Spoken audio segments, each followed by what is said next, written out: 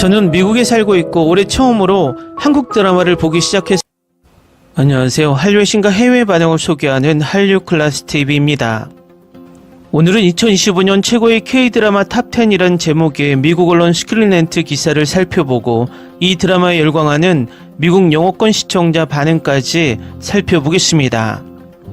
요즘 미국의 연예 매체에서는 K-드라마를 분석하는 것이 미드를 분석하는 것보다 더 비중이 클 정도로 K-드라마 기사를 많이 내보내고 있습니다. 넷플릭스가 K-드라마를 가지고 아시아 구독자를 모으면서도 북미와 유럽의 미드 마니아들이 K-드라마로 갈아탈까봐 전전긍긍하며 순위집계 방식을 바꾸고 K-드라마는 예고편도 없이 지역별 차별 방송을 하고 있습니다. 하지만 미국은 이미 K-드라마 늪에 빠져 있다는 것을 여러 지표로 알 수 있는데 단적인 예가 아시아 드라마를 평가하는 사이트 마이 드라마리스트의 트래픽이 가장 많은 국가를 살펴보면 흥미롭습니다. 미국에서 이 사이트에 들어오는 사용자가 31.47%로 압도적으로 많다는 것입니다.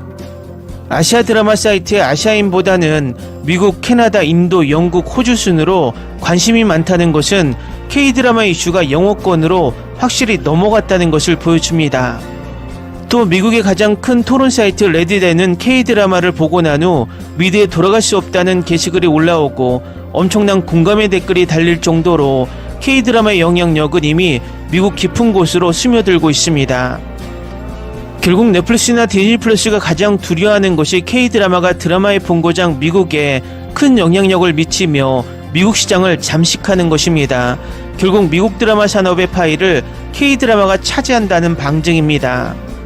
오늘 올라온 이 기사 또한 평범해 보이지만 미국 언론에서 올해가 지나지 않았지만 2025년 최고의 K-드라마 랭킹 기사를 낸다는 것은 K-드라마의 미국 내 인기를 이 매체도 알고 있다는 것입니다. 일단 기사를 살펴보겠습니다. 2025년 최고의 K-드라마에는 전통적인 로맨틱 코미디, 강렬한 의학 드라마, 심지어 액션으로 가득한 시리즈까지 포함됩니다.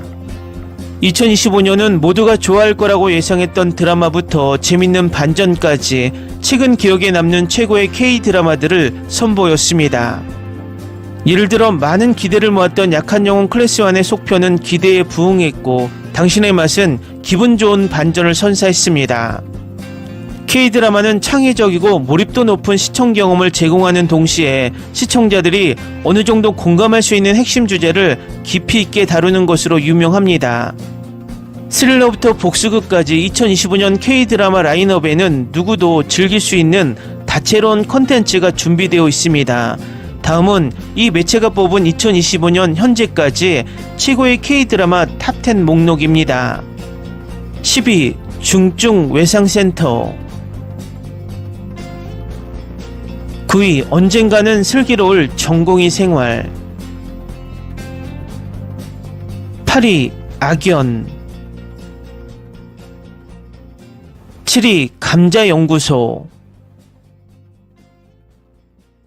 6위 약한 영웅 클래스 2, 5위 당신의 맛, 4위 광장, 3위 나인 퍼즐, 2위 미지의 서울, 1위 폭삭 소가수다. 1위 오른 폭삭 소가수다를 이렇게 설명하고 있습니다. 2025년은 한국 드라마에 있어 최고의 한 해였고 올해 최고의 한국 드라마 폭삭 소가수다가 이를 증명합니다. 여러 시간대를 통해 전개되는 폭삭 소가수다는 애순과 관식의 관계가 어린 시절부터 성인이 된 후까지 어떻게 변해왔는지 보여줍니다. 이 드라마는 단순한 로맨틱한 사랑 이야기를 넘어 꿈을 이루는 것이 얼마나 어려운지를 보여줍니다. 폭삭 소가수다는 엔딩 크레딧이 올라간 후에도 오랫동안 관객들의 가슴을 울리는 감동적이고 가슴 아픈 한국 드라마입니다.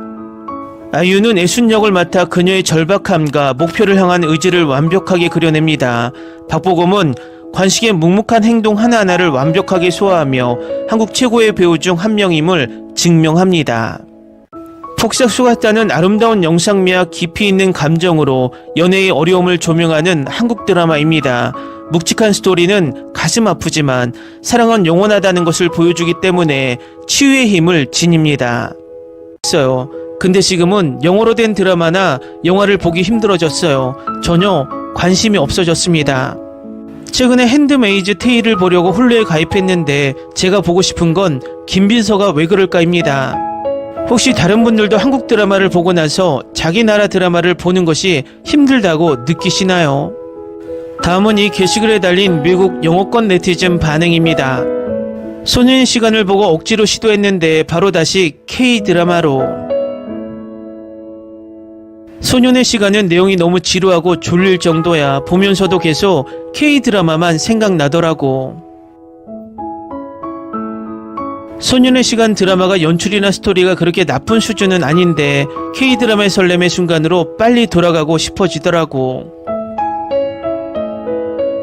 요즘 영어권 작품들은 회색빛의 우울한 내용만 많은 것 같아 가볍게 즐기려고 보는 건데 말이야. 내가 K-드라마를 좋아하는 이유는 결말을 내주고 여러 시즌을 만들어서 망치지 않는 점이 좋아.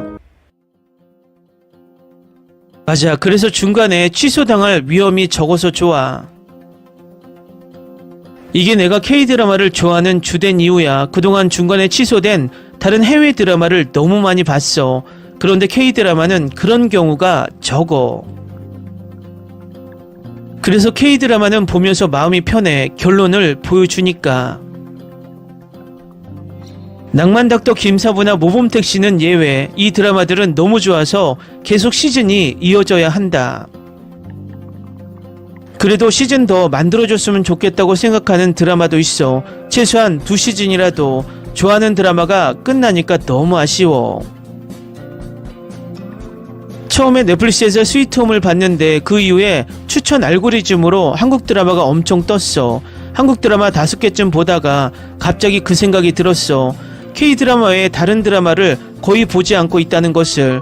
그래서 다시 영어권 드라마를 찾아봤는데 딱히 눈에 들어오는 것이 없었어.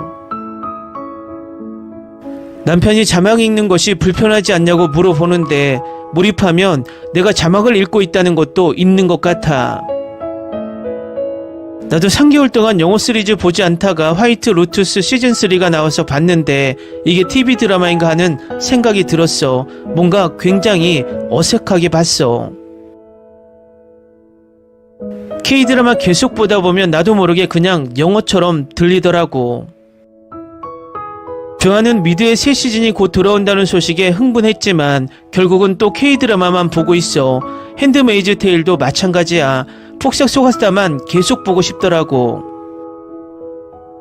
난 2년 동안 영어로 된 것은 본 적이 없어. 적어도 유튜브 영상 외에는 없다. 내가 보는 건 한국, 중국, 태국, 일본 작품. 나도 그래. 2년 동안 영어로 나온 작품은 아무것도 안 봤어. 이제는 영어권 프로그램도 자막 없으면 못 보겠어. 간식 먹을 때 음성이 잘 안 들리니까 자막이 더 필요하더라고. 이제는 자막 없으면 이상하게 느껴져. 유튜브 외에는 영어 콘텐츠는 전혀 보지도 않아. 대부분 KJ 드라마 번갈아 보고 있고. 난 내 뇌에 문제가 생긴 건가 하는 생각도 들었어. 그전에는 영어권 드라마나 영화 많이 봤는데 더 이상 못 보겠더라고. 영어권 드라마를 보고 있으면 마치 엄마가 울고 있는 아기 놔두고 수다 떨고 있는 기분이 들어. 맞아. 완전 공감되는 댓글. 나도 바로 그 기분이야. 앞으로도 BK 드라마는 못 볼 것 같아. 지금 3개월 차인데 완전 빠져버렸어. 난 더 이상 북미 TV 프로그램은 소비하지 않아. 최근에 소년의 시간을 친구들과 같이 보는데 너무 보기가 힘들었어. 이제 백인들이 나오는 드라마가 완전 싫어졌어. 코로나 이후에 K-드라마로 넘어왔어. 블랙미러가 나와서 봐야 하는데 이상하게 계속 지루해서 다 보지도 못하겠더라. K-드라마 보기에도 너무 바쁘니까 굳이 K-드라마 밖으로 나갈 이유가 없어지는 것 같아. 이제 서양 시리즈로 돌아가는 건 힘들어. 그쪽은 성적이거나 폭력적인 내용이 너무 많아. 한국 드라마에서는 8화쯤 지나야 키스가 나오니까. 서양 시리즈의 키스는 너무 역겨운데 K드라마는 손만 스쳐도 설레더라고. 맞아, 아시아 쪽이 그런 쪽으로 더 잘 만드는 것 같아. 서양 드라마는 성적인 부분에서 절정에 달한 것 같아. 너무 불쾌해. 빌드업도 없이 갑자기 외설적인 장면이 나오니 누가 공감하겠어. 서양 시리즈는 예전 작품이 더 괜찮아. 요즘 미국 프로그램은 완전 저속하고 K드라마가 더 섬세하고 즐기기 좋다. 심지어 범죄 스릴러물도 K드라마가 더 괜찮더라. 미국 미디어 전체가 15에서 20년 정도 후퇴했다. 질적인 측면에서 하락이 너무 심한 것 같아. 난 결말을 내주는 한국 드라마가 너무 좋아. 미국은 조그만 인기 있으면 질질 끌고 또 다른 시즌 만들다가 내용이 엉망이 된다. 최근에 세버런스를 봤는데 역시 이 드라마도 인기 끌더니 질질 끌기 시작했어. 그래서 K드라마는 미국인들에게 시리즈라기보다는 확장된 영화 같은 느낌이 드는 것 같아. 난 탑티어 미국 쇼가 아니면 이제는 그냥 안 보고 패스해버려. 작년에 넷플릭스에서 인기 있는 비한국 시리즈를 봤는데 내 도덕관념에서는 도저히 못 보겠더군. 나한테는 주인공들이 다정하고 호감가며 도덕적으로 옳은 선택을 하는 K드라마가 더 맞아. 지금은 영어권 쇼가 너무 싫어졌어. 다큐가 아니면 관심도 가지가 않더라고. 난 인도 사람인데 K드라마 보고부터는 인도 작품은 거의 관심을 가지고 있지 않아. 이게 K드라마의 후유증 같아. 나도 그래. 인도 드라마는 나한테는 완전 끝나버렸어. K드라마에 완전 적응되어서 그런지 이제 내 모국어 드라마도 자막으로 보는 부작용까지. 나는 K드라마와 서양 시리즈를 번갈아 보고 있어. 서로 부족한 점을 보완해주는 느낌이 들었어. 나도 마찬가지. K드라마를 많이 보게 되면서 미국쇼와 영화는 거의 안 봐. 이렇게 변하게 될지 몰랐는데 그렇게 나쁜 것 같지는 않아. 지난 5년 동안 한국 드라마 외에는 거의 시청을 하지 않았어. 영국 시리즈로 돌아가려고 했는데 쉽지가 않더라고. 지금 미국에 사는데 미국 드라마는 스포츠만 봐. 대부분은 스트리밍 서비스로 해외 드라마 시청하고. 사랑의 불시착 이후로는 99%가 K드라마. 이제 미국 시리즈는 너무 지루해서 볼 수가 없어. 한국 드라마 8에서 9편을 보고 나서 내 TV 시청 성향이 완전히 바뀐 것 같아. 내가 가장 좋아했던 아웃랜드도 중단하고 K드라마를 보고 있어. 내가 이렇게 변할지 진짜 몰랐어. 진짜 미친 것 같아. 아웃랜더가 이제는 너무 지루하게 느껴지더라. 쇼가 요즘은 너무 지루하니까 어쩔 수 없다. 나 혼자만 그런 것이 아니라서 너무 반갑다. 그래도 아직 미국 드라마를 보기는 하지만 예전보다는 확실히 내 기준이 높아진 것 같아. 1년 전에 K드라마, K팝에 입문한 후에는 보고 듣는 것이 다 K 콘텐츠야. 제대로 된 빌드업과 12에서 16 에피소드로 완성된다는 점이 가장 좋아. 미국처럼 바로 침대로 뛰어드는 스토리는 내 취향이 아니야. 좋아하는 배우가 옷을 벗지 않아도 충분히 즐겁게 볼 수 있어서 좋은 것 같아. 나도 K 콘텐츠 보기 시작한 이후로 영어권 작품은 거의 못 본 것 같아. 소년의 시간은 4화로 짧아서 본 거고. 수년을 한국 시리즈에 몰입하다가 영어권 시리즈를 보면 뭔가 창의성과 감성이 부족한 느낌이 들어. 미안하지만 못 보겠어. 서양은 예전 작품이 훨씬 좋다. 이제는 범죄물도 더 이상 좋은 작품이 나오지를 않아.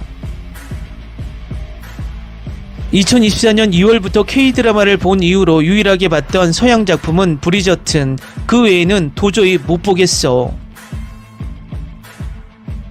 가족들이 내가 미쳤다고 하는데 이런 사람이 나뿐이 아니라서 다행. 내가 행복하니까 아무 문제 없어. 아시아 드라마를 많이 보기는 하지만 좀 지루해지면 다른 쪽도 보고 있어. 댓글 반응 잘 보셨나요? 미드나 영드를 포함 해외 드라마들의 수준이 떨어지고 지금 볼 게 없다라고 느끼는 것은 비단 한국인들만의, 아시아인들만의 고민이 아닙니다. 이 상황은 세계가 느끼고 있다는 것을 바로 알 수 있습니다. 결국 이 상황을 타개하기 위해서 넷플릭스가 꼼수를 쓰며 미드를 억지로 띄우고 있지만 시청자들의 마음을 속일 수 없다는 것입니다. 앞으로 국산 글로벌 OTT들이 빨리 출범해서 이 기회를 살려 우리 콘텐츠를 우리의 OTT로 시청하게 만들며 전 세계를 열광하게 만들었으면 하는 바람입니다. 한류 클래스TV는 한류 외신과 해외 반응을 꾸준히 쫓아가 보겠습니다.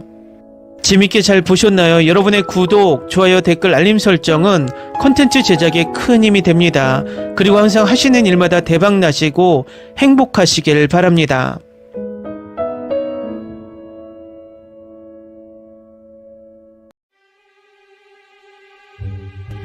Ni se te ocurra. Olvida el ganso y los tomates. No hables de las ballenas. No es un acuario. No actúes como tonta. Que eras una genio. ¿Sí? No vayas a presumir, a la gente no le gusta eso. Y no digas cosas sin sentido. Y bueno, ¿terminamos? Hasta pronto. Abogada, tengo mucha curiosidad por conocerla.